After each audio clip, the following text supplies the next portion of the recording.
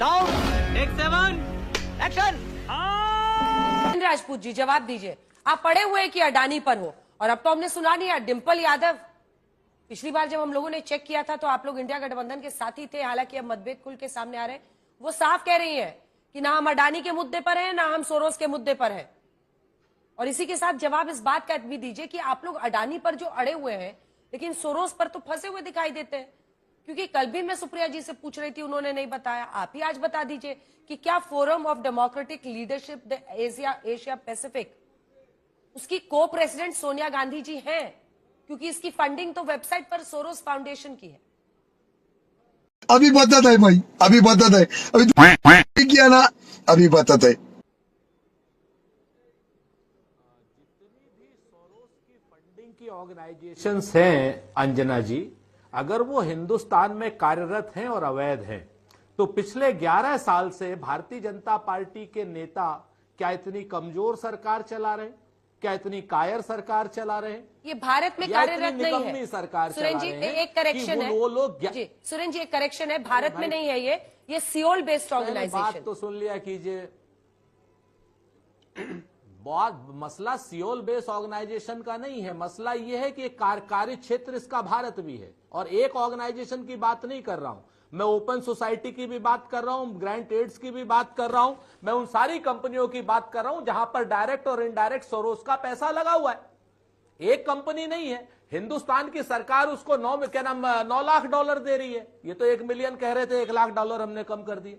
मैं आपसे बड़ी स्पष्ट रूप से पूछता हूं कि कोई भी आदमी आज की डेट में, क्या सरकार का काम है आरोप लगाना, या सरकार का काम है अपराधियों को, आरोपियों को पकड़ना? एक भी आज मुझे सिर्फ इतना बता दीजिए, एक भी एफआईआर क्या भारतीय जनता पार्टी ने करी? एक भी इन्वेस्टिगेशन भारतीय जनता पार्टी ने किया? अब बोल। या फिर अगर जब से हमने अडानी का नाम लिया उससे पहले एक बार भी इन्होंने सरोस का नाम लिया? 11 साल से आप सरकार में हैं, आप सरोस को ढूंढ करके अपनी जेब में इसलिए रखे हुए थे कि हम अडानी के ऊपर अटैक करें, अडानी के इल गॉटन कामों के ऊपर अटैक करें, आप सरोस को ले आओ। ये अजीब किस्म का मजाक है। सरकार का काम ऐसे तो नहीं होता है, काम आरोप लगाना होता है। आरोप लगाना तो विपक्ष का काम होता है। सरकार का काम तो जो होता है कि वो आरोपों को पुष्ट करे या पुष्ट करे, और जो गलत है उसके खिलाफ कार्रवाई करे। चाहे हम गलत हो, चाहे सरोस गलत हो, चाहे अडानी गलत हो, सरकार का काम तो ये है ना। आप हमसे बार बार पूछती रहिए, हम तो कहते हैं सरकार को कोई भी दिक्कत है, किसी भी तरीके का हम गलत काम कर रहे हैं तो एफआईआर क्यों नहीं कर दे रहे? एफआईआर करिए, जांच करिए, दोषियों को जेल भेजिए। सरोस से एक तरफ आप पैसा लेंगे, आपके मंत्री, आपके क्या नाम राज्यपाल, उनके पोते पोती, उसके पैसे से आप पढ़ेंगे बाहर, और यहां पर आप बात करेंगे कि राहुल गांधी कर रहे हैं, इंदिरा गांधी कर रही है, या सोनिया गांधी कर रही है, या जवाहरलाल नेहरू कर रहे हैं। ये मजाक बना रखा है इस सरकार ने। तुम्हें शर्म है? कुछ शर्म आया है? फॉर जो एशिया पैसिफिक है, लीडरशिप इन एशिया पैसिफिक, इस पे आप इतना आसानी से नहीं पीछा छुड़ा सकते हैं, क्योंकि इस पर बाकायदा आर्टिकल्स हैं जो ये सीधा कहती है कश्मीर भारत का हिस्सा नहीं है। ऐसे आर्टिकल्स को प्रोपोगेट करने वाले लीडरशिप और फोरम में क्या सोनिया जी को प्रेसिडेंट है या नहीं है? आप बस इतना बता दीजिए, क्योंकि उन्होंने फोटो लगा रखी है। वाह बेटा, लगता है तुम गू खा के ही मानोगे। अंजना जी, मैं आपसे यही तो कह रहा हूं कि अगर कोई भी देश विरोधी संस्था है, उसमें कोई भी आदमी, वो चाहे अंजना ओम कश्यप हो, सुरेंद्र राजपूत हो, या सोनिया गांधी हो, अगर कोई ऐसी संस्था, तो उसके खिलाफ एफआईआर क्यों नहीं कर रहे हैं आप लोग? आप उसको उठा करके जेल में क्यों नहीं डाल रहे? आप यहां पर टीवी पे बैठ करके ये बात इसलिए इंतजार करते हैं कि हम अडानी का मुद्दा उठाएं। अडानी ने जो देश को बेच दिया है, पूरी भारतीय जनता पार्टी ने अडानी को, हम जब ये बात करें कि नल को, नील को, कोल को, भील को, अगड़े को, पिछड़े को, दलित को, आदिवासी को उसका हिस्सा अडानी से हमें दिलाना है, उसकी लूट से छूट दिलानी है, तब उसी समय आपका सोरोस का नाम उसी समय क्यों आता है? मैं तो कहता हूं सही पकड़े हैं। तो पिछले 11 साल से अब तक भारतीय जनता पार्टी सरोस के पीछे क्यों नहीं पड़ी? क्यों नहीं उसको हिंदुस्तान लेकर के आए? क्यों नहीं उसकी ऑर्गेनाइजेशंस में क्या नाम बाधित किया उसको? क्यों 300 मिलियन डॉलर यहाँ हिंदुस्तान में लगाने दिए उसको? अगर इल गॉटन प्रॉपर्टी है उसको क्यों, एन रवि की जो पोती है उसको क्यों जॉर्ज सोरोस फाउंडेशन से पढ़ने दिया बाहर? ऐसे तमाम मंत्रियों के बेटों को क्यों पढ़ने दिया जॉर्ज सोरोस की फाउंडेशन से, ऐसे देशद्रोही की? मैं यही नहीं, अभी और सुनिए। तो कहता हूं कि कोई आदमी हो, लॉ ऑफ द लैंड से बड़ा कोई नहीं है। ना मैं हूं, ना सोरोस तो अमेरिकी है, वो थोड़ी देशद्रोही सोनिया होगा। गांधी जी। ठीक है, तो अमित मैं तो जमैसा, कहता, अमित जमैसा, अरे सोरोस तो अरे अमेरिकी भाई, है, वो थोड़ी देशद्रोही होगा। विषयांतर मत कीजिए। नहीं नहीं, आप कह रहे हैं कि वो देशद्रोही है, उसको आप जेल में डालिए। अगर हमारे देश में वो आदमी, अरे मेरी बात तो सुनिए अंजना जी, मैं तो ये कहता हूं कि लॉ ऑफ द लैंड से कोई बड़ा नहीं है। अगर हमारे देश में कोई आदमी गलत काम कर रहा है तो हमारे देश का अपराधी है, वो चाहे अमेरिकी हो चाहे अफगानिस्तान। अमित जमई जी, अमित हमारे जमई देश जी, का ये अपराधी वाली है, एक FIR ये वाली लड़ाई से समाजवादी हिम्मत पार्टी हो, लगता है हैसियत दूरी हो, बनाना हौसला, चाहती है। इसका FIR क्या की मतलब है? डिंपल यादव जी अगर कह रही हैं कि ना हमें अडानी जी पर चर्चा करनी है ना सोरोस पर करनी है, वो क्या समझा रही हैं? बीजेपी को भी और कांग्रेस दोनों को कह रही हैं कि बंद करो। आदरणीय डिंपल जी और अखिलेश जी भी जब भारत की संसद में पहली बार इस सेशन में आए हाँ, तो उन्होंने कहा कि हम चाहते हैं कि सुचारू रूप से संसद चले, हाँ, और उन्होंने स्पीकर साहब को भी सीधे बात करा। उन्होंने कहा कि हम जानते हैं कि आपका डिटर्मिनेशन और आपका जो कमिटमेंट है इसमें कोई कमी नहीं है, लेकिन जो आपका कमिटमेंट है वो दूसरी तरफ है। और सीधी सी बात है कि एलओपी जब बोलेंगे, अखिलेश जी जब बोलेंगे, प्रोफेसर रामगोपाल जी जब बोलेंगे, डिंपल जी जब बोलेंगी, तो या माइक बंद होगा या हम देखेंगे कि उपराष्ट्रपति तुम चुल्लू भर पानी में जाके डूब के मर जाओ जी या हमारे स्पीकर साहब उसको जो है स्पंज कर देंगे, या वो कहेंगे कि ये रिकॉर्ड में नहीं जाएगा। सवाल ये है कि 15 दिन जो भारतीय जनता पार्टी ने सिर्फ अडानी पर सवाल ना हो, अडानी जैसे राजकुमार हो इस देश के भारतीय जनता पार्टी के, कि उनके ऊपर सवाल कैसे हो सकता है? हम ये कह रहे हैं कि अगर सोरस कोई इशू भी है तो हमारे राजपूत जी बिल्कुल ठीक कह रहे हैं कि आपके पास दुनिया की, भारत की सारी बड़ी टॉप 5 एजेंसीज हैं, आपको जो करना है करिए। लेकिन भारत की संसद में नरेंद्र मोदी इतना कमजोर इंसान है कि वो भारत की संसद में जवाब देने के लिए आना तक जरूरी नहीं समझते हैं। हम कह रहे हैं अखिलेश जी ने कहा कि संभल पे बात करो, आप संभल पे बात नहीं करोगे। ममता दी कहती हैं कि किस तरह से बांग्लादेश में हिंदू माइनॉरिटीज के साथ जो एट्रोसिटीज हो रही है, प्रधानमंत्री जी गायब क्यों हो रहे हैं? और नड्डा जी, सोचिए, नड्डा जी हमारे विरोध है उनके साथ, लेकिन वो इस देश के कितने बड़े नेता हैं। एक बड़े से नेता को वैश्विक संकट बना हुआ ये जो अडानी नाम का आदमी है, उसको बचाने के लिए नड्डा जी को उतार दिया। किरण रिजिजू जी, ये दोनों कोई अडानी वैश्विक संकट बन गया है। अडानी वैश्विक संकट बन, अरे सुनिए ना, गजब बेइज्जती है। साफ कह रहे हैं हाँ। भारत की संसद चले और जो भी दिन बचे हैं, संभल पे चर्चा हो, बांग्लादेश पे चर्चा हो, एलओपी चाहते हैं अडानी पे तो उस पे भी चलो, लेकिन संसद चलने तो दी जाए। और एक बात मैं साफ कर देना चाहता हूँ, हाँ। जो लोग ये कह रहे थे कि इंडिया अलायंस से समाजवादी पार्टी लेफ्ट चली गई और राइट चली गई, उनको इस वक्त अभी के अभी कॉन्स्टिट्यूशन क्लब से जो लाइव चल रहा है उस मुद्दे पर जावेद अली खान साहब ने, हम सब ने अपनी बात रखी कि जिस तरह से उपराष्ट्रपति जी और हमारे स्पीकर, इनको भूल जाना चाहिए कि अभी आरएसएस के वर्कर नहीं है, ये प्रोटेक्ट करने के लिए, विपक्ष की आवाज के लिए उस जगह पे बैठे हुए, लेकिन वो पुराने फॉर्म में।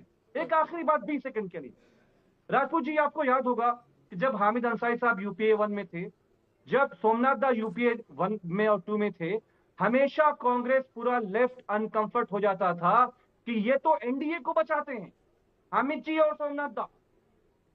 और आज के जो राष्ट्र, सोचिए कि हमारे उपराष्ट्रपति जी जो स्पीकर हैं, उनका चेहरा इधर जाएगा तो मुस्कुरा के जाएगा, इधर जाएगा तो डांटने की अंदाज में जाएगा। ये डेमोक्रेसी का जो खेल बना के रखा हुआ है, भारत की संसद का 15 दिन जो अपमान भारतीय जनता पार्टी ने किया है, ये पूरा देश देख रहा है। इंदिरा जी, सभापति पर उन पर ऐसा आरोप लगाना, आज तक ऐसा नहीं हुआ है, क्योंकि वो उपराष्ट्रपति भी होते हैं राज्यसभा के सभापति। वाजपेयी जी, देखिए आप तो विज्ञान, अलग अलग तरह के विज्ञान के मास्टर हैं आप, बहुत आपको ज्ञान है साइंस का। हमारा ये कहना है कि हमारे उपराष्ट्रपति जी के बारे में हमारे बड़े भाई प्रेम शुक्ला जी कहते हैं वो किसान के बेटे हैं, वो किसान के बेटे हैं, वो किसान के बेटे हैं। अरे पूरा देश में किसान हाहाकार मचाते हुए दिल्ली की सरहदों पर आके बैठा हुआ है।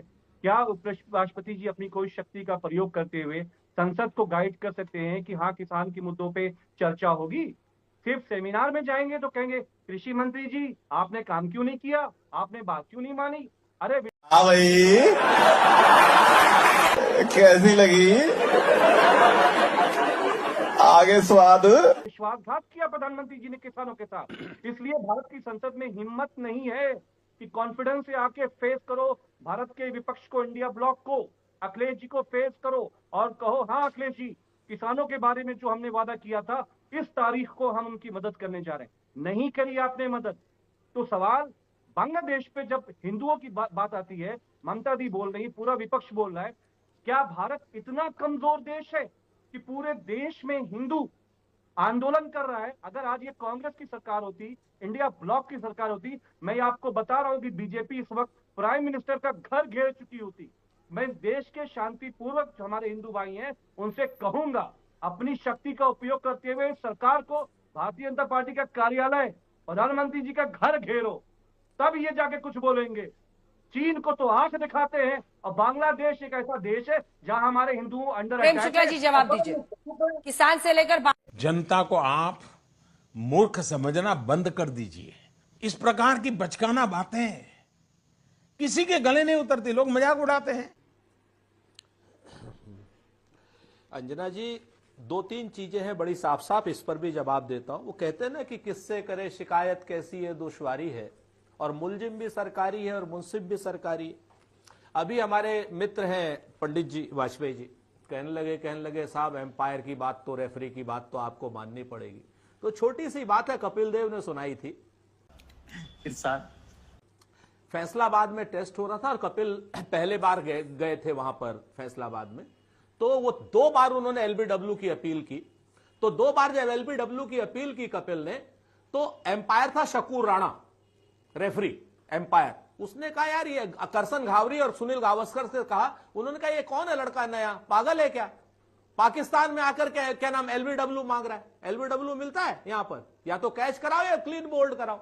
तो आज की डेट में अगर हमारे रेफरी शकूर राणा हो जाएंगे या खिजर हयात हो जाएंगे तो निश्चित तौर पर शिकायत करनी पड़ेगी। वाजपेयी जी इस चीज को समझ लीजिए, आपको देश के संविधान के अनुसार, संसद की गरिमा के अनुसार प्रतिपक्ष को अपना मित्र मानना होगा। प्रतिपक्ष को अगर आप अपना दुश्मन मानेंगे तो वो चाहे जगदीप धनखड़ हो या आप हो, आपके खिलाफ बात चलेगी। हम किसी व्यक्ति के खिलाफ नहीं है, हम सभापति के उस आचरण के खिलाफ हैं। सभापति जो आचरण इस वक्त प्रतिपक्ष के साथ कर रहे हैं और एक तरफा कार्रवाई कर रहे हैं, वो सत्ता पक्ष के पुत्र की तरीके से काम कर रहे हैं और विपक्ष के ऊपर प्रहार कर रहे हैं आज की डेट में। तो इस चीज को जान लीजिए, शकूर राणा ना बने कोई। एक बात इमोशनल डैमेज। दूसरी बात आपने अंजना जी कही कि 14 दिन चाहिए होता और पता नहीं क्या हासिल हो जाएगा।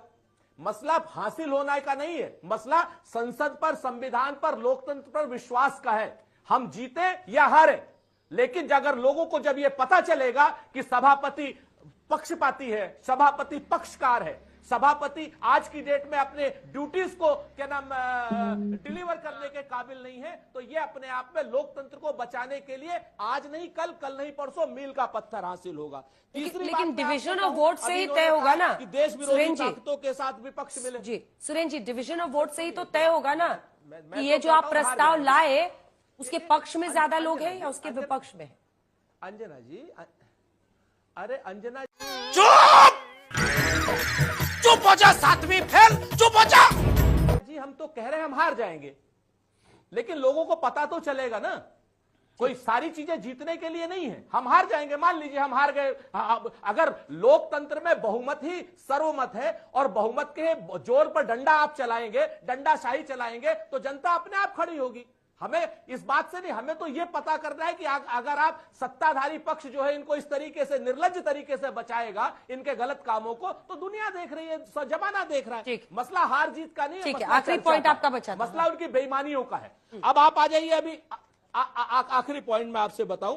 अभी कहा गया, हमसे कहा गया कि विपक्ष देश विरोधी ताकतों के साथ भारत की अर्थव्यवस्था को खराब करने के लिए देश विरोधी लोगों के साथ जुट गया है। अरे भाई, इतनी बड़ी बात पंडित जी आपको पता है, आदरणीय वाजपेयी जी, प्रेम शुक्ला जी ने तो नहीं कही, तो अगर आपको इतनी बड़ी बात पता है तो उन विपक्षियों के खिलाफ कार्रवाई क्यों नहीं करते? बड़े सुप्रीम कोर्ट के लॉयर हो आप।